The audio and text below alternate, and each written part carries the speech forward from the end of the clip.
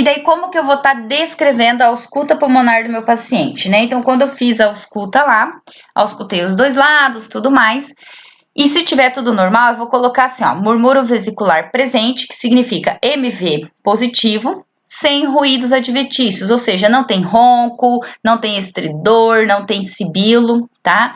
Mas, por exemplo, tem um paciente que eu fui lá e auscultei e tinha algumas alterações. Então, eu observei que, por exemplo, na ausculta estava presente o murmúrio vesicular, ou seja, o ar estava entrando e estava saindo, só que do lado esquerdo do pulmão estava diminuído. Então, eu vou colocar murmúrio vesicular presente, diminuído à esquerda. E ele também tinha um ruído adventício que era roncos, né? Então, eu posso colocar roncos difusos, ou seja, se, por exemplo, eu auscultei esse paciente e tem ronco presente em toda a ausculta dele, então, é roncos difusos.